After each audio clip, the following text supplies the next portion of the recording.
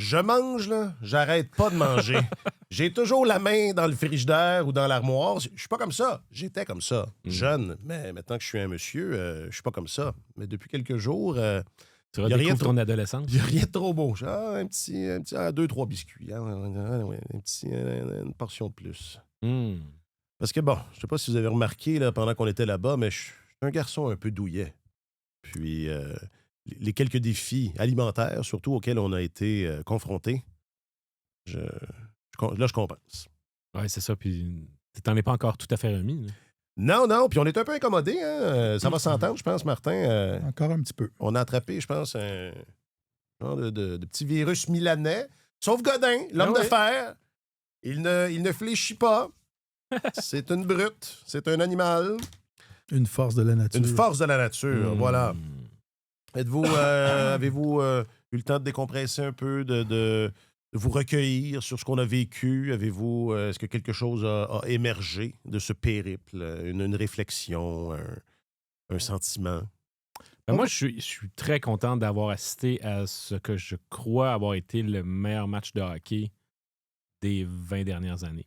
Le match de la finale Celui là où les passes se rendaient pas, puis les gars manquaient le tir? Tu trouves? Ben, je sais pas. Je trouve que. Moi, j'en ai vu, en tout cas.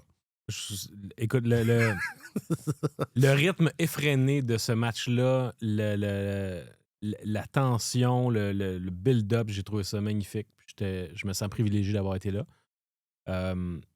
Je trouve que c'est un tournoi olympique qui, à mesure que ça a avancé, est devenu de plus en plus de haut calibre. J'ai trouvé que la finale du tournoi féminin a été à la hauteur des attentes, sinon plus. Ah oui, ça, c'est... c'est ça. Toutes les célébrations après coup dans le camp américain sont peut-être un peu... Il y a des choses qui laissaient à désirer. Mais de manière générale, je trouve qu'on est... Je suis très chanceux d'avoir été là. Oui, on a été gâtés. Martin? Tout à fait d'accord avec Marc-Antoine. Moi, je place le match Canada-Tchéquie presque sur un pied d'égalité avec la finale.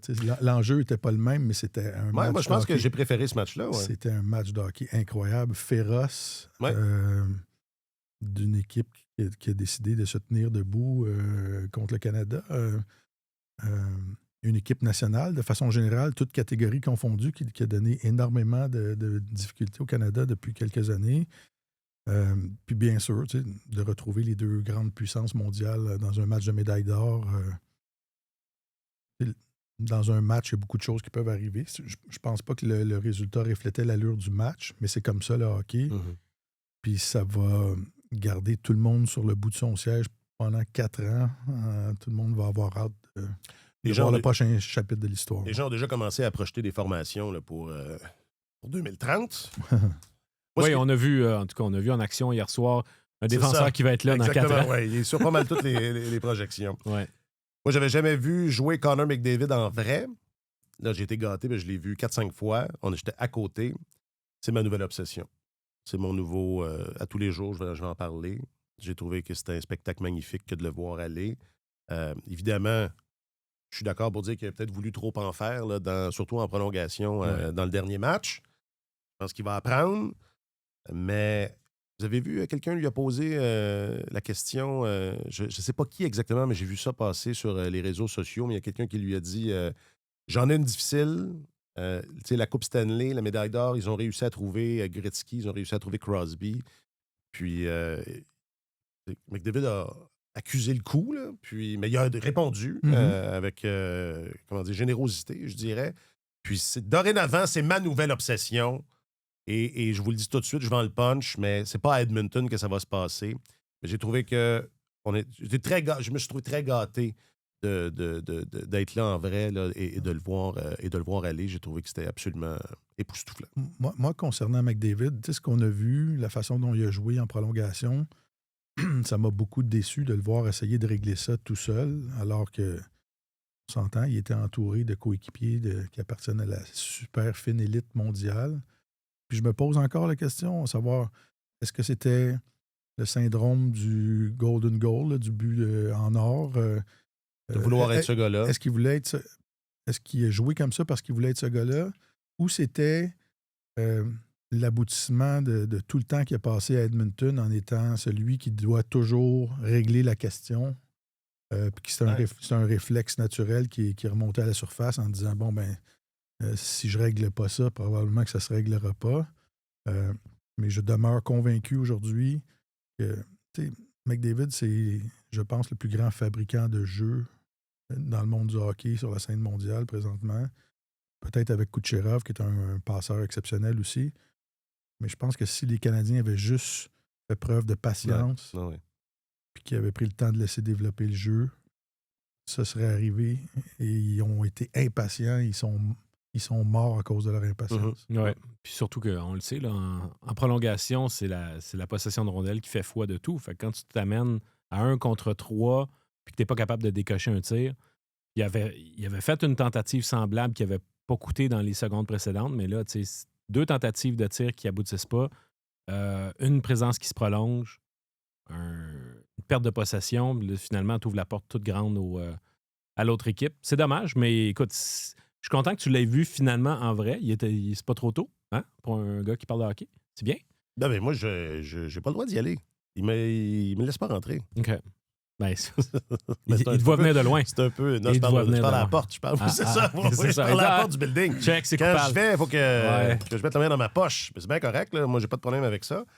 Mais non seulement... Non, mais tu sais, j'ai eu la chance... Crosby, je l'avais vu en vrai parce que ça a donné. McDavid, ça n'avait jamais donné.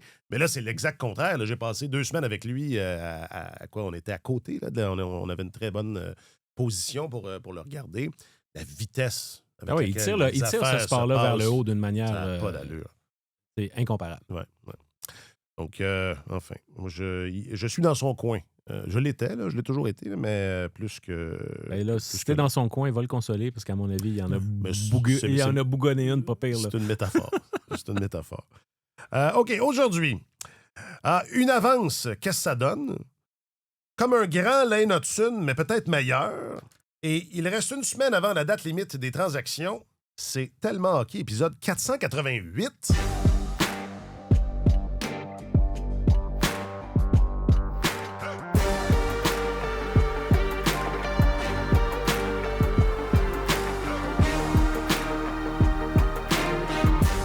Il est votre journaliste affecté aux affaires du hockey, M. Marc-Antoine Godin. Allô, Marc-Antoine. Bonjour. Bonjour, Marc-Antoine. Il est votre chroniqueur principal au service des sports, Martin Leclerc. Bonjour, Martin. Messieurs, bonjour. Salut. Je m'appelle Alexandre Coupal.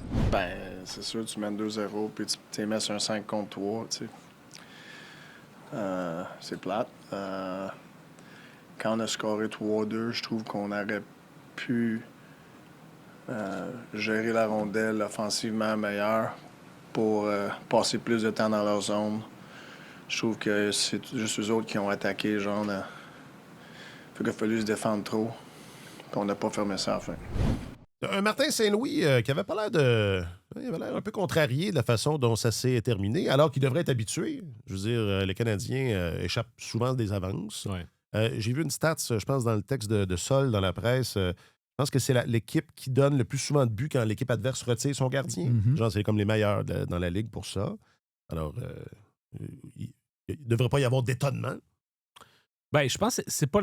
Non. C'est 2 choses distinguées. Ouais. C'est 2 choses distinctes de donner un but à 6 contre 5 puis d'échapper une avance. Je pense qu'il y a... C'est une tendance lourde. Quand tu regardes les 6 derniers matchs que le Canadien a perdus, donc si on remonte là, jusqu'à la J'ai aucun souvenir de ça. mi-janvier, Ah, oui. 5 de ces 6 matchs-là, le Canadien avait l'avance à un moment donné, en deuxième période ou en troisième période, et n'a pas été capable de la retenir. Puis je sais que dans ces circonstances-là, Martin Saint-Louis parle souvent du fait que c'est une jeune équipe qui doit apprendre à gérer ses avances. Mais sauf qu'à un moment donné, je pense que ça devient, étant donné que ça s'est passé dans 5 des 6 dernières défaites de l'équipe, sans parler, je ne sais pas si c'est une tendance lourde, mais c'est en train de devenir un trait distinctif de cette équipe-là. Puis la jeunesse, à un moment donné, ça a le dos large. Il y a peut-être autre chose qui est en cause ici, mais je trouve que ça devient un peu préoccupant parce que je suis tout à fait d'accord avec l'analyse qui fait que la gestion de rondelles puis le manque d'attaque qu'ils ont généré dans les 10 dernières minutes de la troisième période fait en sorte que tu ouvres la porte toute grande à ce que l'adversaire revienne dans le match. Puis je trouve que c'est un élément à corriger. Parce que c'est somme toute un match que le Canadien je ne veux pas utiliser le mot dominer, là, parce qu'il n'y a pas eu de personne qui a dominé personne, mais c'est un match où le Canadien était plutôt en contrôle. Là. Pas vraiment. Non? Pas vraiment. Écoute, moi, les chances de marquer de qualité, j'ai terminé 16-10 en faveur des Islanders. Bon, OK. Et le Canadien, en troisième période, Martin Saint-Louis parlait du manque d'attaque en troisième période. Là. Le Canadien a eu 2 chances de marquer en troisième période. C'est sur un avantage numérique, sur le même jeu de bâton brisé à Juraj Slafkovský. Là. Sinon, il n'y a aucune autre chance de marquer dans toute la période. Slafkovský a tenté un tir sur réception, a brisé son bâton. C'était une chance de marquer, mais son bâton a brisé. Puis il y a eu un jeu farfelu après ça. Ça a touché, je pense, le patin de Demidov, puis c'est retourné près de la ligne des buts, puis Cole Caulfield a poussé la rondelle. Sinon, il n'y a aucune autre chance de marquer en troisième période qui a été générée par le Canadien. Écoute, la défensive, c'est un thème qui revient souvent.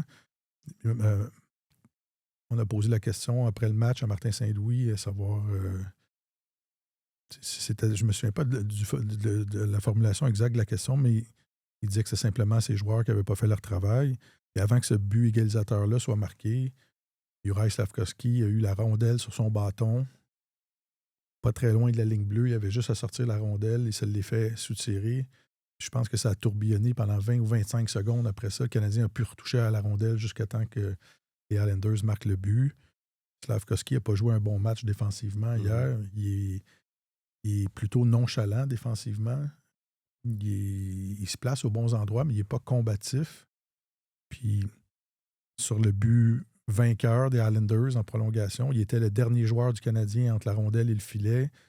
Jean-Gabriel Pageau est sorti comme une bombe de la zone défensive. Et, quand tu es le dernier gars, quand tu es le gars qui est posté plus près de ton filet, il faut que ce soit toi qui ait le sentiment d'urgence, qui voit les situations problématiques se développer puis qui essaie d'assurer un tampon. Il n'y a pas eu ce réflexe-là.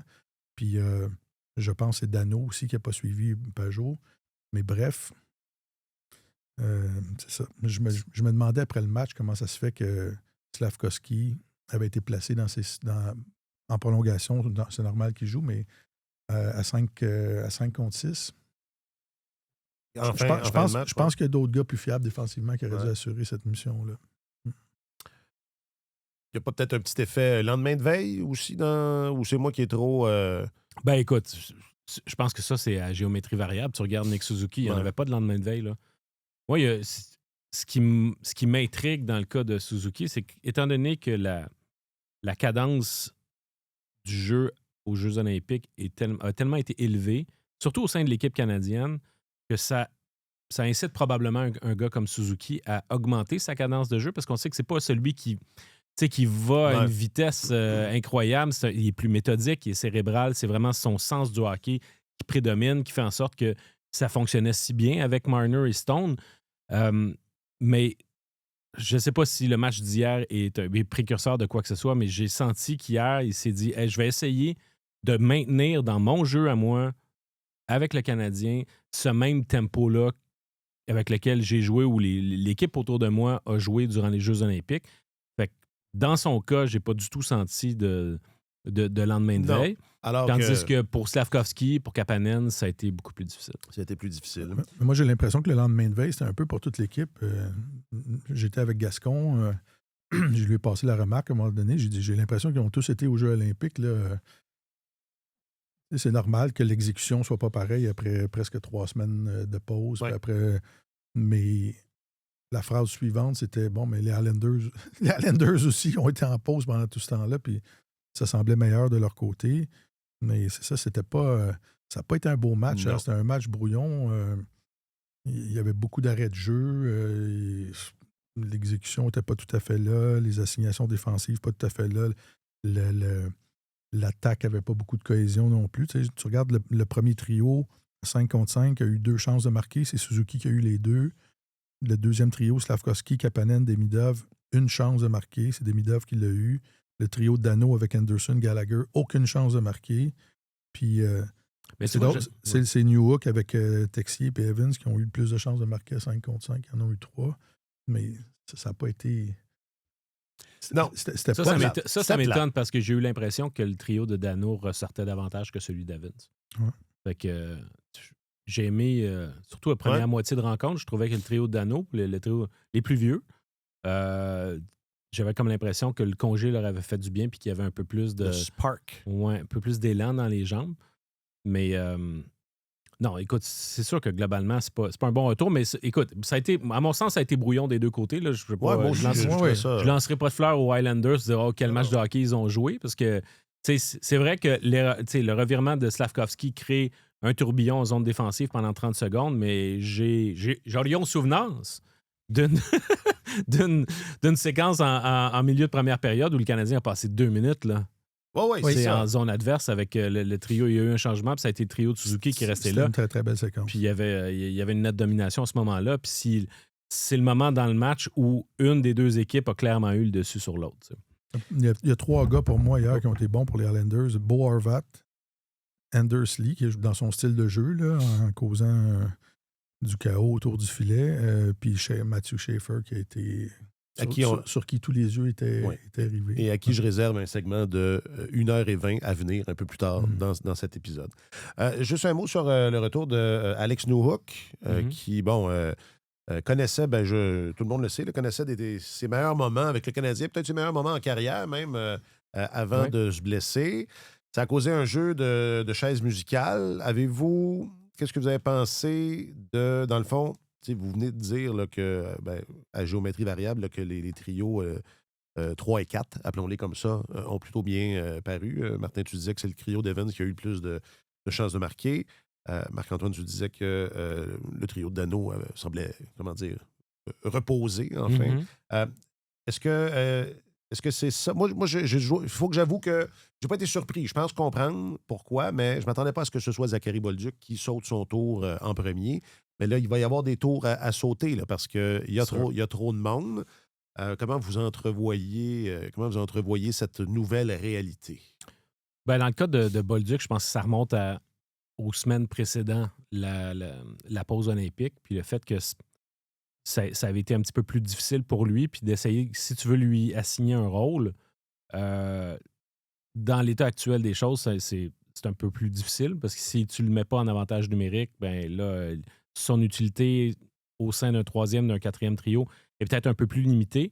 Je ne m'inquiète pas trop outre mesure. Je pense que dans son cas, c'est plus de dire, même s'il doit patienter en ce moment, c'est encore un jeune joueur, c'est un joueur de 2e année, il va avoir son tour, puis le bon vieux cliché, être victime du nombre, là, pour l'instant, je trouve qu'il est juste victime du nombre, puis s'il prend son mal en patience, puis les choses vont se placer autour de lui, puis éventuellement, il va retrouver sa place, une place qui va être plus claire, qui va être un peu moins mêlante, parce qu'il a été un peu trimballé depuis le début de la saison. Mais dans le cas de Newhook, écoute, ce que je trouve intéressant, c'est qu'il y a eu un très bon début de saison au centre, avec des responsabilités défensives, avec des débuts de présence en zone défensive, du travail en infériorité numérique, mais plus en avantage numérique. Et là, il revient à l'aile, plus d'infériorité numérique, mais de l'avantage numérique. Donc, on lui redonne des assignations qui étaient semblables à ce qu'on voyait de lui par le passé. Oui.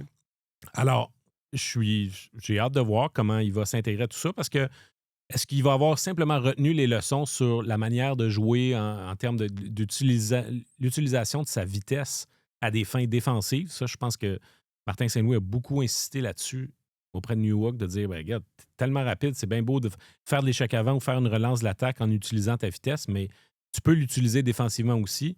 Puis il y a eu un déclic qui s'est fait, puis Newhook a été très efficace en début de saison de cette manière-là. Fait que peu importe qui joue au centre ou à l'aile, ça, il peut le faire n'importe quand. Fait que s'il retient la leçon, je pense que ça va être utile, mais pendant sa blessure, l'arrivée de Dano fait en sorte que là, pour le moment, il est replacé à l'aile. J'aime le voir en avantage numérique parce que sur la deuxième vague, avoir quelqu'un qui transportait la rondelle, qui l'amenait en zone adverse, une fois que la rondelle a pénétré la zone adverse, c'est pas le meilleur fabricant de jeu, le gars qui a la meilleure vision, mais au moins en tant que transporteur, il est très efficace. Fait que, tu sais, au moins, la deuxième unité s'installe, entre autres, grâce à lui. Fait que ça, c'est bon de ce côté-là. Mais je trouve qu'il y a vraiment... Le jeu de domino a beaucoup changé à cause de l'arrivée de Dano. Puis c'est Nick Suzuki qui nous disait ça à l'entraînement mercredi. Il disait, j'ai jamais vu autant de joueurs de calibre Ligue nationale dans ce vestiaire-là qu'en ce moment. La compétition à l'interne est un peu folle. Alors, je sais que tu vas vouloir parler de la date limite des transactions, mais pour moi, c'est l'enjeu numéro 1 du Canadien, c'est qu'il y a un surplus de joueurs à l'heure actuelle. Ah ouais? Écoute, c'est pas qu'il y a un surplus de talent, mais il y a un surplus de... Ouais, il y a beaucoup de...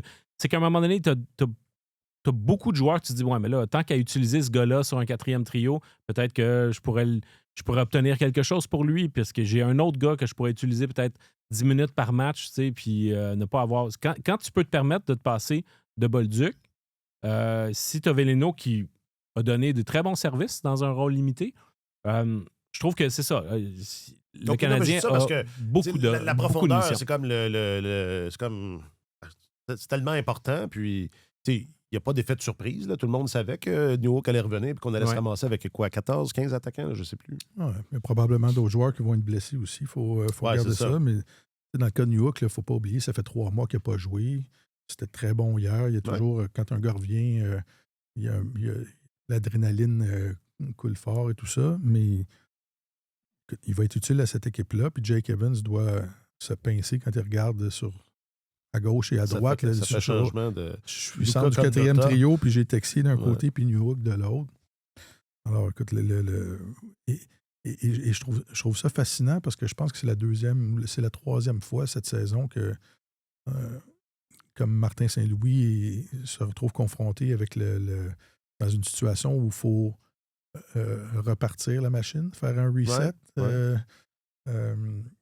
Quand il y avait beaucoup de blessés là, dans la période de fin décembre, début janvier, le Canadien a eu sa meilleure période offensive des 11 dernières années. La chimie semblait incroyable dans l'équipe, tout fonctionnait. Là, les blessés sont revenus quand même. Ça a tout fait capoter. Assez grand nombre. Ça n'a pas fait capoter, mais ça fait en sorte que là, tu t'injectes dans ton alignement plusieurs gars qui doivent trouver leur repère. Il faut que tu leur retrouves une place. Il faut que tu ajustes ton boulier. Puis là, on se retrouve encore dans cette situation-là après une pause de 3 semaines. Fait que, j'espère juste qu'ils vont parvenir à trouver atteindre leur pic à un moment donné, loin dans le dernier droit de la saison pour entrer en séries éliminatoires. Mais penses-tu qu'ils vont garder tout le monde? Puis, parce que s'ils gardent tout le monde, j'ose imaginer qu'il va y avoir un jeu de porte tournante. Là. Je ne pense pas que Bolduc va passer 2 semaines sur la galerie de presse. Non. Bolduc devrait être dans l'alignement, à mon sens. C'est un joueur... mais écoute, il y a une hiérarchie pour l'instant, puis... je pense que Martin Saint-Louis joue bien ses cartes de ce côté-là. Il les joue toujours, le respect des vétérans, etc. Mais à un moment donné, il y a des choix. Moi, je demeure persuadé que, si le Canadien participe aux séries, parce que c'est pas assuré, mais c'est une saison qui va quand même bien, Bolduc va être un joueur important en séries éliminatoires. C'est un très, très bon joueur de hockey. Yeah, it's always disappointing when you don't get the result, no matter who you're playing. So these points are important down the stretch. We got to find a way to close those out and secure the 2 and not give away any for other teams. Noah Dobson, qui était la grosse vedette du match avant que quelqu'un d'autre la lui vole, qui dit en substance que, parce qu'évidemment, c'était la première fois qu'il affrontait son ancienne équipe, donc il dit en substance que tous les matchs sont importants, puis que c'est décevant de perdre un point comme ça, surtout contre une équipe avec laquelle on est en compétition directe. Ben c'est ça. C'est la première partie du match, on se disait, Dobson, il veut se rappeler au bon souvenir de tout le monde, à commencer par ses anciens coéquipiers, puis dire the new kid in town, il est peut-être bien correct, mais sauf que là, le new kid in town, il y a une raison pour laquelle c'est lui le héros de la chanson. Ça a été quand même une performance très impressionnante. Puis je badinais en disant un Lane Hudson plus grand et peut-être meilleur, mais évidemment, c'est pas le même genre de joueur. Mais il y a quelques manœuvres, moi, qui m'ont fait que j'ai trouvé que ça avait l'air d'un grand Lane Hudson avec un meilleur tir, puis c'est ça, un meilleur gabarit. Puis. C'est tout un joueur à 18 ans seulement. Oui, c'est ça. C'est le plus jeune joueur de la Ligue nationale. C'est même pas proche là, à quel point il est le plus jeune. C'est pas encore Kotkaniemi? C'est ça. Non, il est resté. Es-tu certain? Il est resté pris. Oui, c'est là, il est pas toujours. C'est le Benjamin Boutonen. Il est rendu il y a 13 ans, je pense, Kotkaniemi. Ouais. Et puis, mais non, c'est ça, il est encore jeune, attendez.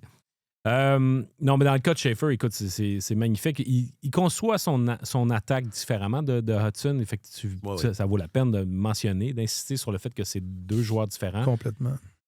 Mais il est le paquet total. Il y a tout ce qu'il faut, le gabarit, la mobilité, la défense à 1 contre 1. Il y a beaucoup de maturité dans son jeu. J'ai rarement vu... Tu sais, il y a quelque chose de Scott Niedermayer dans son aisance puis dans sa façon de... Ouais, c'est à peu près équivalent, je pense. Je l'ai trouvé, il m'était paru grand. Mais, mais il est vraiment en contrôle sur la patinoire. Puis 6 pieds 2. Oui, je sais. Alors, mais écoute, c'est facile de faire le lien de Dobson, de dire, là, ils ont échangé Dobson parce qu'ils avaient Schaefer, mais en même temps, je pense que c'est d'abord et avant tout une question d'évaluation puis de sans dire de dispute salariale, c'est qu'il y avait clairement une différence d'évaluation chez les Islanders en ce que Dobson voulait avoir puis ce que les Islanders étaient prêts à lui donner. Parce que s'ils avaient trouvé un terrain d'entente, ils étaient tout à fait dans la possibilité de dire on va avoir Schaefer et Dobson. Mm-hmm. Alors, il n'y a rien de mal à ça, là. Ben non, absolument pas, parce que Dobson demeure quand même un défenseur top 4, si ce n'est pas un défenseur de premier duo, droitier, mi-vingtaine. Je comprends le Canadien d'avoir été intéressé à lui. Mm-hmm. En même temps, il y avait un urgent besoin de rajeunir la formation du côté des Islanders, rajouter des espoirs dans la pépinière également, parce que ça fait des années qu'il n'y a pas grand-chose. Lou Lamoriello à Long Island fonctionnait vraiment à la petite semaine, puis c'était toujours « je refuse de reconstruire, je refuse ». Puis je pense que Mathieu Darche et les Islanders réussissent à faire quelque chose qu'on voit ailleurs en ce moment, entre autres chez les Penguins de Pittsburgh, c'est-à-dire d'empêcher une reconstruction, mais en même temps de faire des gestes qui, un à un, rajeunissent l'équipe et permettent quand même à l'équipe de maintenir un haut niveau, si ce n'est pas de performer au-delà des attentes. Alors, c'est une belle saison pour les Islanders, mais c'est clair que Schaefer est celui qui fait la différence de ce côté-là, parce que c'est pas une équipe qui se distingue nécessairement par une attaque là, de tous les diables. Ouais. Mais reste que c'était tout un spectacle de le voir. Puis il disait oui, j'ai 18 ans, mais genre l'an prochain aussi, là, c'est au mois de septembre. C'est au mois de septembre ma fête, que j'ai pas fini. J'ai pas fini d'avoir 18 ans. C'est quand même pas rien. Là, il a battu le record hier pour le nombre de buts marqués par un défenseur de 18 ans dans la Ligue nationale de hockey. Un record qui était détenu par Phil Housley depuis 1983. Donc, c'est ça, mais... il a passé quelques bons défenseurs dans la Ligue nationale dans l'histoire, mais c'est ça, c'est un défenseur différent de Hudson. Hudson, c'est un pur corps arrière. C'est un distributeur de rondelles. C'est un gars qui sème le chaos, qui improvise et qui est capable d'improviser sur le jeu puis de défaire les patrons défensifs, etc. Adverse. Schaefer est plus un style classique. Ou total, comme Marc-Antoine disait, paquet total. Oui, absolument. Il y a tous les outils dans son coffre. Alors, ça va être intéressant de le voir au cours de sa carrière, mais ajouter un jeune comme ça dans ton équipe, ça change ton équipe et ça redonne vie aux arguments qu'on avait après le tournoi olympique à Milan, à savoir, je m'excuse de revenir sur les Jeux olympiques, mais c'est fini, Martin. Je pense que l'équipe de direction de Hockey Canada, même s'ils ont fait tout ce qui était possible pour gagner la médaille d'or, leur équipe a dominé le match de médaille d'or. Il faut que tu t'assoies après les Jeux. Il faut que tu te réunisses pour faire un post-mortem, dire qu'est-ce qu'on aurait pu faire de plus. On a fait tout ce qu'il fallait faire, on a dominé le match de médaille d'or, mais on a frôlé le précipice 2 fois aussi avant d'arriver en finale. Qu'est-ce qu'on aurait pu faire de plus pour gagner la médaille? Puis de la même façon, l'équipe de direction américaine doit faire le même exercice parce que on a gagné la médaille d'or, mais on n'aurait pas dû la gagner. Comment ça se fait qu'on s'est fait traverser de 24 chances de marquer de qualité en finale? Comment on aurait pu faire une meilleure équipe? Et je vais croire à ça dur comme fer jusqu'à mon dernier souffle. C'est que les jeunes joueurs dans une équipe, quand tu injectes du jeune talent, c'est plus que du talent que tu injectes. Tu injectes de l'énergie, de l'enthousiasme, tu injectes quelque chose de plus que par rapport à des gars de 30 ans. Ouais. il y aurait eu de la place pour quelques cas de plus. Ouais. Et probablement que le Canada a eu de la misère avec la circulation de rondelles. Là, quand Morrissey est tombé au combat autour de Makar, il n'était pas nombreux. Là. Fait que ça aurait probablement aidé. Puis à l'attaque, la même chose. Je regarde des gars comme Mark Stone, des gars comme Marchand. Probablement que des jeunes auraient apporté un petit oomph de plus. Mais cela dit, c'est pas un reproche en béton envers l'équipe de direction de Hockey Canada parce que leur équipe a dominé le match de médaille d'or. Ils se sont rendus là puis ils auraient dû l'emporter. Mais tu parles du dynamisme ou de l'énergie que les jeunes peuvent apporter. L'enthousiasme de Matthew Schaefer, c'est quelque chose qui a un effet extrêmement contagieux dans le vestiaire des Islanders. Ils sont tous émerveillés par ce qu'il est capable de faire sur la patinoire, mais sa candeur, son plaisir d'être dans la Ligue nationale puis de dire hey, je suis au milieu de tout ça, ça a vraiment eu un baume puis un effet très, très positif sur une équipe parce que je mentionnais le nom de Lou Lamoriello plus tôt. C'est une équipe il y avait une espèce de voile d'austérité par-dessus cette formation-là. Puis là, on a comme dénoué la cravate beaucoup. Fait que oui, il y a l'arrivée de Mathieu Darche comme DG, mais la présence de Matthew Schaefer, quand on parle de sa jeunesse, il est à 10 jours d'être admissible au repêchage de l'année prochaine. Donc, c'est un bébé. Là. Non, et puis, il arrive là, il domine d'une façon que c'est très, très rare qu'on voit des défenseurs de 18 ans avoir un impact comme ça. Et même dans une jeune équipe, l'année passée, l'effet que Lane Hudson a eu quand il est arrivé, ça a été contagieux. Là. Il a redynamisé l'équipe au complet. Il a connu une saison record aussi. Alors, c'est ça. Et dans le cas de Schaefer, évidemment, je ne le connais pas personnellement, mais les échos qu'on a, c'est que c'est beau être jeune, là, tu peux être jeune, mais ça a l'air d'être une personnalité forte, une personnalité intéressante. Puis ça aussi, ça percole sur l'ambiance. Là. Donc, c'est une autre corde à son arc. Bon, peut-être juste un petit mot là, sur, je sais pas, là, moi, j'ai un petit soft spot pour les Islanders. C'est pas la première fois que je le dis. C'est une équipe qui... Sacrifice. Ouais. Je sais pas. Non, mais c'est une équipe qui fait comme j'aime, c'est-à-dire ils essayent de se maintenir au lieu de tout balancer. Tu sais, ils essayent. Et il y a Patrick, et il y a Mathieu, et il y a un peu de nous autres. Donc, je sais pas, moi, je trouve que Patrick Roy, dans la façon dont il interagit avec les médias depuis qu'il est de retour, ça m'apparaît comme un homme pas changé, là, mais je trouve qu'il dégage beaucoup plus de sérénité, a l'air plus en paix avec lui-même. Et je suis content qu'ils aient certains succès. Le changement de patron, il est peut-être pour quelque chose. Je pense que la culture de l'organisation a changé assez drastiquement. Mario Saraceno, dépisteur québécois des Islanders depuis... Écoute, son père était recruteur pour les Islanders. C'est lui qui avait sélectionné, qui s'était battu pour que Mike Bossy soit sélectionné dans la fin des années 70. Lui a pris la relève de son père qui est décédé, si ma mémoire est bonne, en 1978 ou 77. Henry Saraceno. Et Mario, hier, est allé à l'entraînement de l'équipe avec sa petite fille, parce qu'il est grand-père maintenant.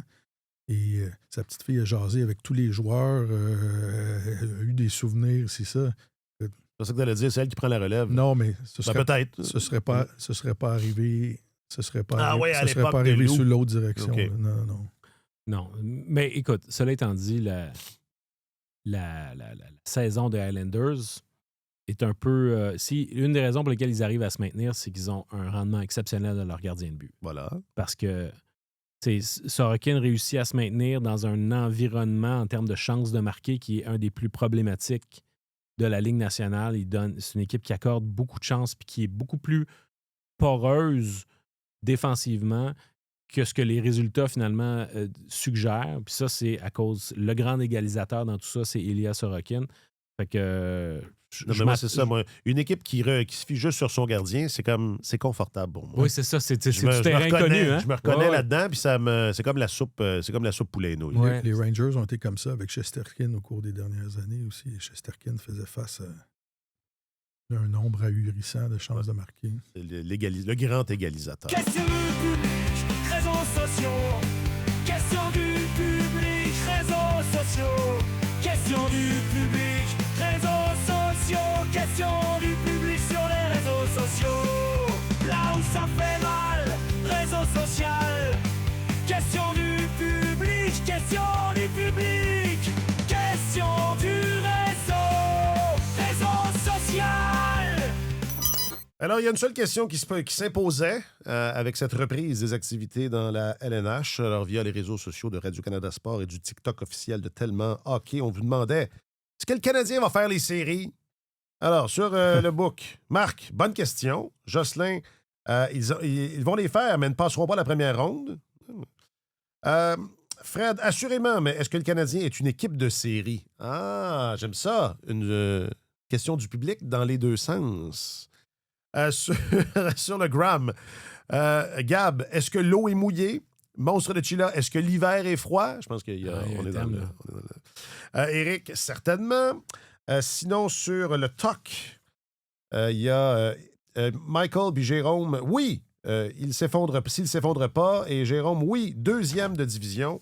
Et finalement, sur le tube, Benoît qui dit oui. Mais, c'est Martin, tu disais tantôt, c'est pas fait. C'est pas fait. C'est Regardez pas le classement, c'est pas fait. Il peut... ça peut arriver une mauvaise passe dans cette ligue-là. Là. Ça peut... Faut pas oublier que c'est une jeune équipe. Dans le dernier droit, le jeu se resserre, ça devient plus ardu. Tu affrontes plus d'équipes qui sont désespérées de grimper au classement. Puis quand tu as connu un certain succès durant la saison, les équipes font plus attention à toi aussi. Ça va être... Ouais. Et j'ajouterais que tu affrontes des équipes qui n'ont plus rien à perdre aussi. Donc, ça les libère. Ouais. Bref, ça crée un environnement. Et ce que le Canadien a fait l'an passé, d'abord, une autre équipe pourrait le faire. Et aussi, l'exact opposé de ce qu'ils ont fait peut arriver. Ben, c'est parce que l'année passée, après la confrontation des 4 nations, on vient de parler des Islanders. Eux autres, ils avaient vraiment piqué du nez. Ils étaient en bonne position avant la confrontation des 4 nations. Ils ont piqué du nez après. Même chose pour les Red Wings de Détroit. Donc, c'est sûr que le Canadien n'est pas à l'abri de ça. Même si l'équipe est dans une meilleure position au classement qu'elle ne l'était l'année dernière, Martin Saint-Louis me dit il faut qu'on n'a pas le luxe de lever le pied de la pédale. Il faut garder la pédale au plancher. Puis c'est pour ça que sa frustration d'hier, c'est entre autres ça. Parce que d'une part, tu perds un point et tu perds également la possibilité d'aller chercher une victoire en temps réglementaire, ce qui n'est pas exactement la colonne statistique où le Canadien fait meilleure figure. C'est en fait une des équipes les plus vulnérables de l'association Est en termes de victoire en temps réglementaire. Fait que si tu dois absolument, au point où ils en sont, le Canadien doit se donner un coussin suffisant pour ne pas avoir à se rendre à ce type de bris d'égalité. Parce que là, il serait dans le trouble. Alors, moi, je partage l'optimisme de nos auditeurs, mais en même temps, je pense qu'il y a un côté instinct de compétition qui peut encore être un peu élevé. Et qui manquait peut-être un peu hier et qui a justement peut-être courroucé l'entraîneur. Je me sers de ça pour faire un lien, sans transition, avec la date limite des transactions qui s'en vient. Il y a déjà de l'activité quand même dont on a été témoin. Moi, j'ai été surpris. Samuel Girard, d'un coup, s'en va à Pittsburgh et plus un choix de 2e ronde. C'est surtout ça.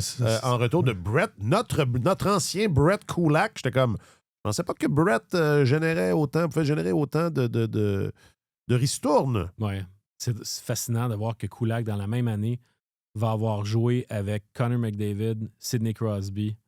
Et puis, Nathan McKinnon. C'est quand même c'est spécial. Est-ce qu'il était sur l'équipe canadienne? Voilà, c'est ça. Mais écoute, je comprends la logique, parce que Brett Kulak, c'est un très bon défenseur de 3e duo. Si tu en as besoin, il peut être appelé de temps à autre à remplacer sur un top 4. On l'a vu à Montréal. Il manquait beaucoup de constance dans son jeu quand il était à Montréal. Des fois, c'était un défenseur top 4, puis d'autres fois, il n'était pas jouable, pratiquement. Ouais. Mais là, il a trouvé de la stabilité dans son jeu. Puis dans la position de l'Avalanche, c'est que je pense qu'ils voulaient libérer de l'argent pour pouvoir faire autre chose. Puis là, quitte à utiliser Samuel Girard, qui est encore sous contrat l'année prochaine sur un 3e duo, lui a été dépassé par un gars qui s'appelle Sam Malinsky, qui est un autre défenseur de pas très gros gabarit qui vient de signer. C'est un profil semblable à Girard. Ça. Alors là, tu échanges Girard pour pouvoir le remplacer par Kulak qui fonctionne bien dans cette grille-là. Ça libère de l'argent. Mais je suis quand même étonné, moi aussi, que ça ait pris que l'Avalanche ait dû céder un choix de 2e tour pour pouvoir conclure cette transaction-là. Mais je regarde aller Kyle Dubas, puis honnêtement, il fait de l'excellent travail cette année à Pittsburgh. Là. Ouais. Excellent. Ouais. Il est parti avec un canif puis un bout de bois, puis il est en train de se gosser un canot d'écorce. mais moi, j'ai hâte de voir ce que ça va faire à la carrière de Samuel Girard, parce que, bon, tu sais, il y a eu des problèmes personnels au cours des dernières années. Là, il y avait des problèmes d'anxiété, c'est ça. Je pense qu'il en a parlé même publiquement qu'il y avait eu des problèmes d'abus d'alcool et tout. Mais il était un peu enterré. Il était coincé, là. C'est ça. Premièrement, tu joues dans la même équipe que Cale Makar. Fait que Samuel Girard, c'est un défenseur qui se nourrit d'un grand nombre de touches de rondelles dans un match. Puis, fait qu'il était déjà un peu classé dans un deuxième rôle. Là, il a perdu comme 3 minutes de temps de jeu cette année par rapport à cette saison, par rapport à la saison dernière. Il jouait pas loin de 21 minutes. Là, il était rendu à 17 minutes quelques. Fait que d'arriver dans un nouvel environnement avec...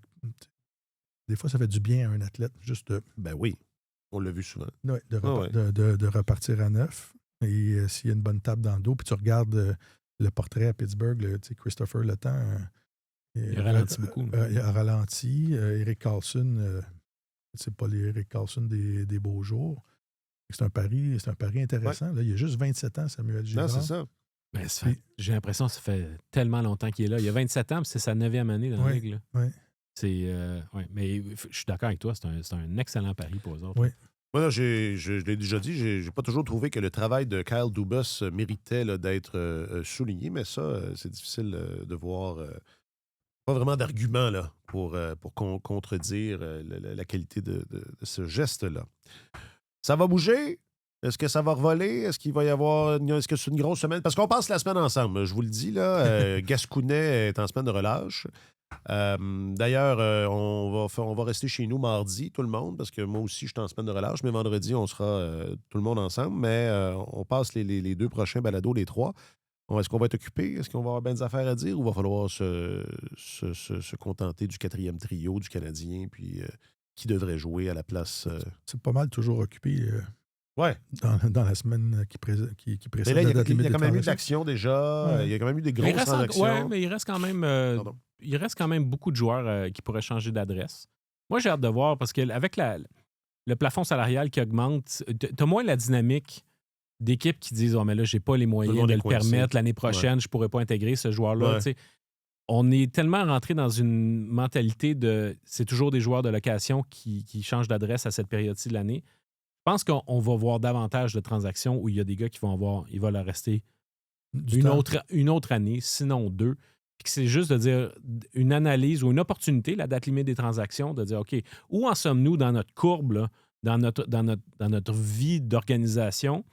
Puis, est-ce qu'on a une opportunité maintenant de réajuster le tir, de se rajeunir ou de rebrasser les cartes un petit peu sans que ce soit simplement toujours une dynamique de dire OK, ben là, on a des joueurs en fin de contrat, on vend, on achète. T'sais, le Canadien est un acheteur, mais sauf que je te parlais tout à l'heure du surplus d'attaquants. Je ne serais pas surpris que le Canadien essaie de faire une transaction vraiment de type hockey. Puis au lieu de dire je vais magasiner avec une équipe qui va être vendeuse, ça va être plus de dire de retourner. J'ai des besoins, t'as des besoins. Exactement, ouais. Avec une autre équipe qui est un peu sur la. Tu sais, qui est un peu qui hésite à savoir, mais là, je suis peut-être pas tout à fait vendeur, je suis pas tout à fait acheteur non plus, mais il me semble que je m'améliorerais à une position X.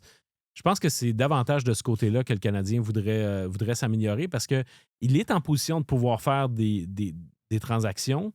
Il est certainement désireux de s'améliorer maintenant.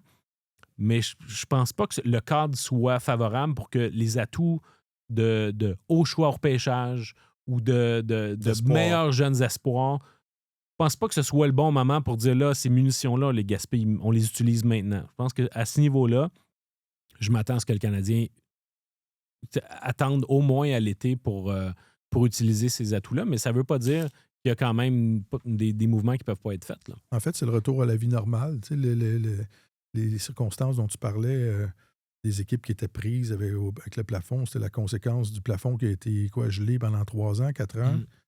Puis Tu n'avais pas le choix de délester. Ouais. Ben, c'est le retour à la normale, mais avec de savoir aussi de combien le plafond va augmenter. C'est avec un bonus un peu. Mais oui, c'est ça. Ça ajoute de la prévisibilité.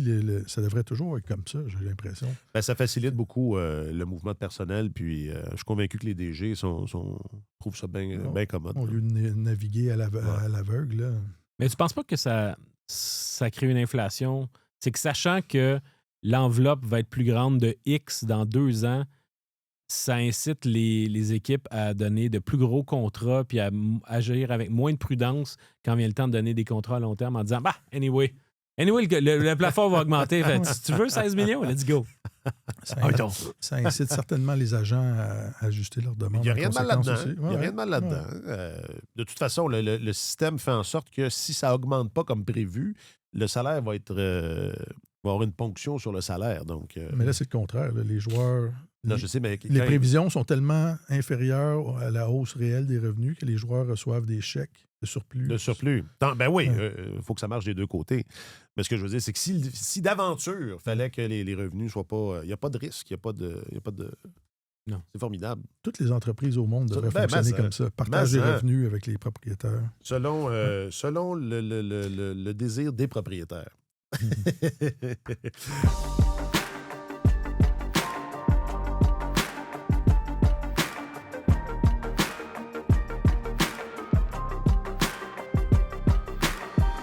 Juste m'assurer là, que Kent Hughes n'a pas bougé pendant qu'on enregistrait. Hein? Ce serait...